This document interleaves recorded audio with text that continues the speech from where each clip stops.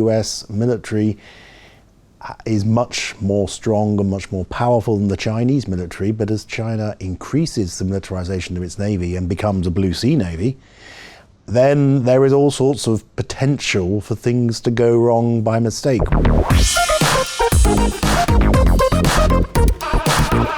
So Osmond, as China is expanding its military presence in the South China Sea, are other Asian economic nations turning sour with business relations? I think there is quite a difference between the political realities and the political motivations of nations and the economic trade. Money is a very powerful element and will control a lot of what happens on the trade side of life. The other nations are angry with China to a greater or lesser extent, and all have conflicting claims. And there is this court case going on in the UN conventions to see if anything can be decided, but China has basically said it's not going to play ball with that anyway.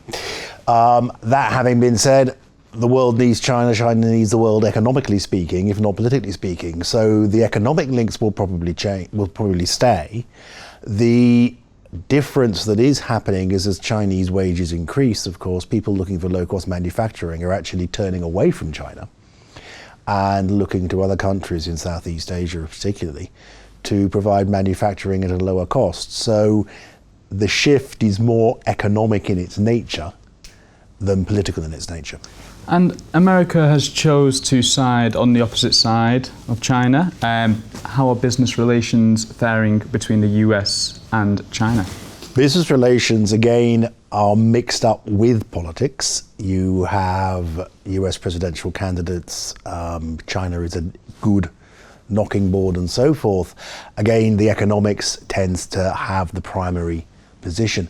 That having been said, again, the number of companies have moved manufacturing from China to Mexico because it's cheaper to manufacture in parts of Mexico rather than manufacture in China and ship across the Pacific. Also, Mexico is physically close.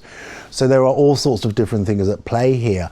The US is interested in keeping the South China Sea open as a transport route, and it will carry on doing so. At this point, of course, the US military is much more strong and much more powerful than the Chinese military, but as China increases the militarization of its navy and becomes a blue sea navy, then there is all sorts of potential for things to go wrong by mistake. We saw that a few years ago when there was a spy plane that was forced to land in China and got stripped.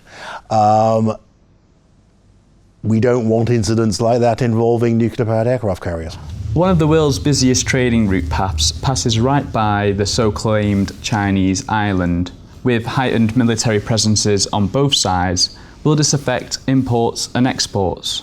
I think you have a real risk that the Chinese might try and declare some economic exclusivity, as they have done with airspace towards Japan and so forth. Enforcing that's a very different issue. At this point, they don't have the military strength to enforce it, but on the other hand, no one's saying that the US is up for a military encounter in the South China Sea at this point. So I think it's the sort of thing where you say, well, insurance rates might go up, but the traffic will still carry on because there isn't a realistic alternative at this stage. Well, thank you, Osmond, for joining us in our studios once again. A pleasure. That's all for today's interview, but don't forget to click on our Facebook and Instagram page for the latest with the Dukascopy TV team. Goodbye for now.